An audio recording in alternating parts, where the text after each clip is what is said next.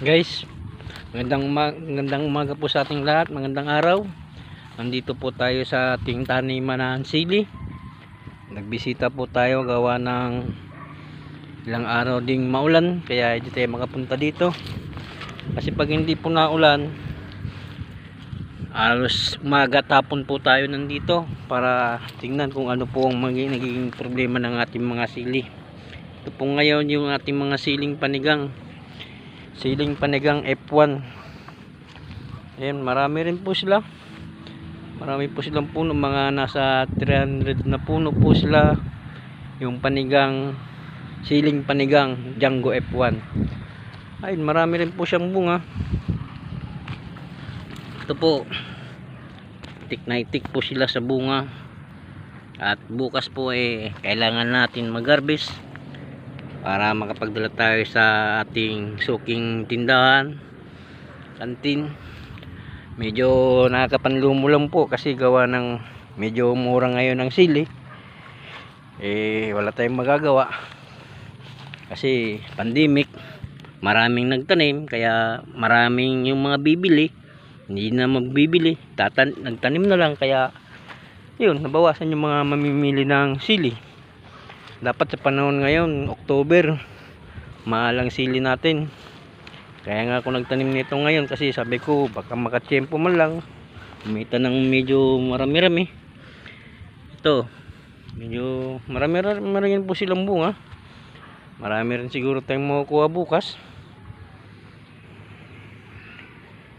Yan po, marami rin.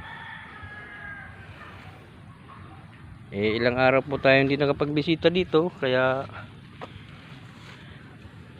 binisita po natin ngayon. Gawa ng ilang araw din na ulan. Ayun, marami rin yata tayong makukuha bukas. Medyo ito po yung kalagayan ng ating taniman gawa ng ilang araw na ulan at di rin maiwasang matubig. Kaya ayan, medyo yan, marami siyang bunga. Makukuha na natin ito bukas. Medyo yung iba, medyo hindi pa pwede, maliliit pa, may iwan sila bukas. Yan po guys. Yan pa, medyo mahangin na naman, baka parang uulan na naman. Medyo hinahini lang tayo mga busing, kasi hinahini lang tayo guys kasi maputik. Nakatsinelas pa ako, talagang pag pupunta ako dito nakapaalang, kaso ngayon ayaw kong masugatan. Marami rin ganito guys. Kailangan tong pag nakakita kayong nag-iiba na kulay o nagiinog na siya, kailangan tanggalin kasi hindi siya kailangang parating nainugan. Tulad nito, inog na to, pipitasin natin siya kasi isimulan siya na masira. Yung sili kasi guys, panigang, anong klaseng sili kasi halos yung mga sili halos pare-parehas lang naman pare-parehas sila ng karakteristik. Hindi sila pwedeng may inugan, madalas na inugan kasi marami masisira sila. Dapat yung pag nakita nyo iba na yung kulay nya, kailangan ng kunin. Guys, yung sili natin medyo mayabong, kaya ito guys, kunin ulit natin to. Medyo iba na kulay nya, pitasin natin kasi sanni siya ng pagiging marami pa siyang mga kain na. Ayan guys, laylay na, masisira to. Bagay, pipitasin din naman natin yan bukas. Medyo mayabong-yabong na yung iba kasi hindi natalian, hindi napasama, kaya medyo laylay na sila. Ito guys, yung paligid ng taniman ko, medyo mga palayan po siya. Lawak-lawak din palay dito. Yan guys ang nagiging problema, kasi dati tanim ko dito mga gulay, sitaw, ampalaya, kahit anong gulay tanim ako dito. Kaso ang problema, pag nakikita mo silang pag nag-spray sila sa damo para mapatay nila yung damo, yun nagiging problema naman sa akin. Kasi pag nakamoy naman yung mga halaman kong gulay, nangungulubot yung dahon. Ay kita mo na, maya maya wala na, patay na. Kaya napag-isipan ko, ito sili, tanim ko itong sili na lang, kasi medyo matibay-tibay ang sili sa ano ng spray ng mga makaamoy ng ano medisina. Ay yung ibang ano gulay mamatay, yung sili medyo matibay-tibay sa medisina. Ito guys, labuyo to, kasi mga namatay dito na siling pansigang, pinalitan ko ng siling labuyo tsaka siling bagyo. Meron din ako ditong bagyo, yung mga malalaki, papakita ko rin sa inyo. Ito guys, oh, hitik na hitik din sa bunga ang sili natin. Ang sarap sa pakiramdam pagka ganito yung silihan mo, ang daming bunga, oh. Mahaba, malalaki. Bukas makakapagpitas tayo. Kaya bukas guys, mag-upload tayo sa pagpitas natin ng sili bukas. Guys, oh, maraming bunga. Sarap sa pakiramdam pagka nakikita mo yung mga halaman mo medyo marami kang makukuha. Medyo tumataas-taas na rin ngayon ang presyo ng sili guys. Alam ko sa palengke 90 na ang kilo. Kukunin daw sa atin bukas ng 80. Hindi mainam na. Nung nakaraan kasi guys, 50 isang kilo eh. Nung una pa, kuha sa akin 40. Sumunod, kuha sa akin 50. Bukas makukuha na rin ng 80. Nung nakaraan guys, marami rin akong nakuha. Marami rin akong na-harvest dito. Marami rin yung sili, siguro mga 20 kilos. Hindi pa to sabay-sabay guys. Kasi yung sili natin, para yung nabili nating binhi ay parang may halo. Ito kasi ito maliliit to. Parang ibang klaseng sili.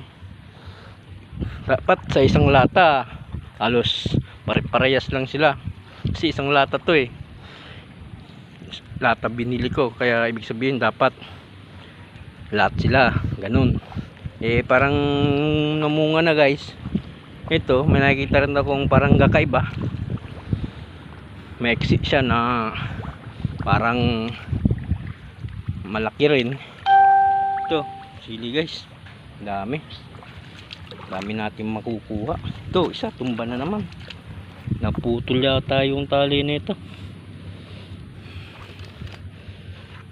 Marami rin yung bunga guys. Yan o.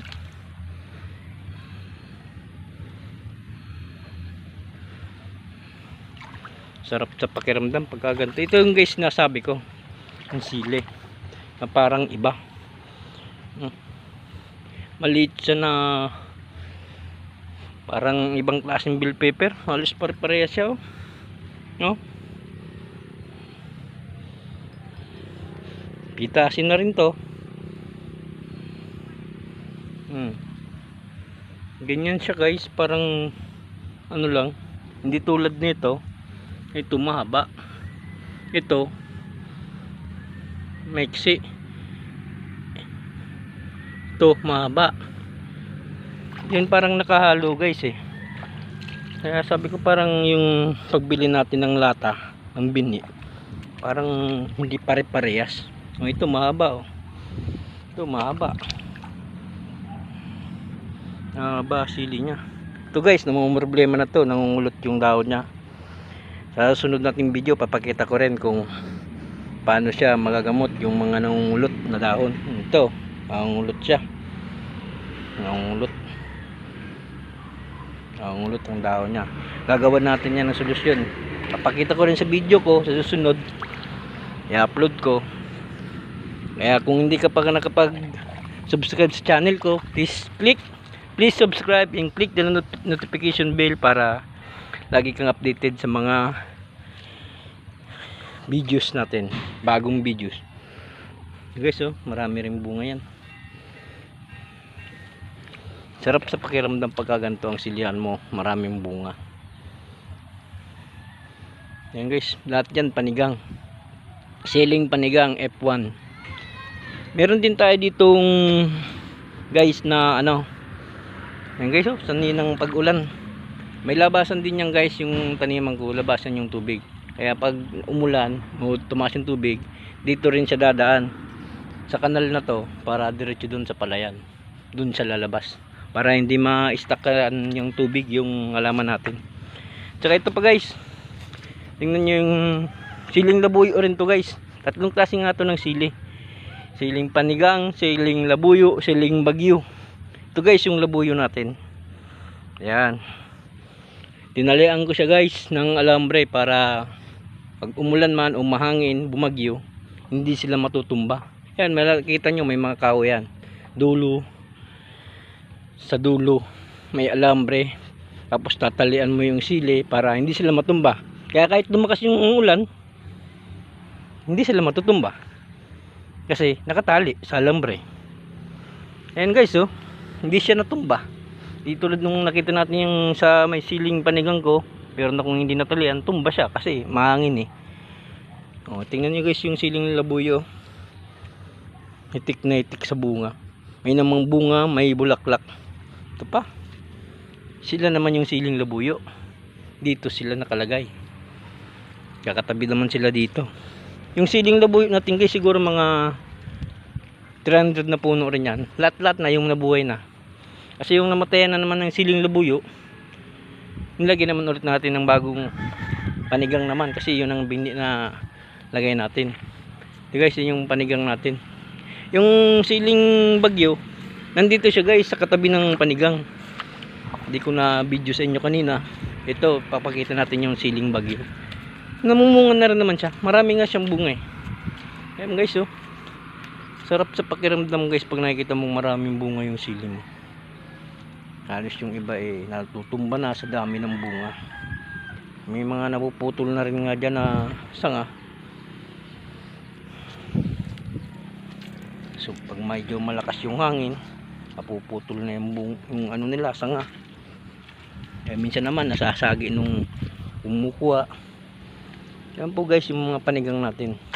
Ito po yung siling bagyo. Yung parang apple siya.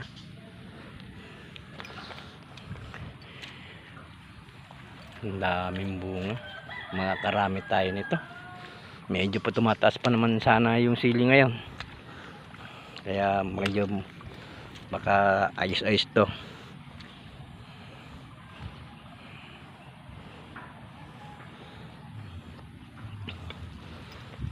Ito pa guys yung siling bagyo. Ayan, marami siyang bunga. Namumulaklak pa.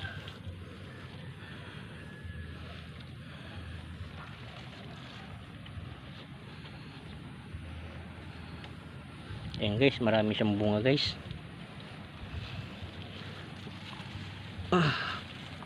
Ayun, dami.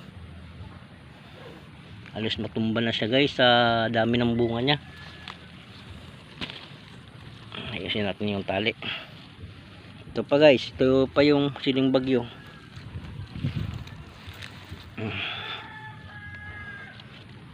Ito, mapasabay na ito bukas pag deliver. Halos niya na dadagdag natin.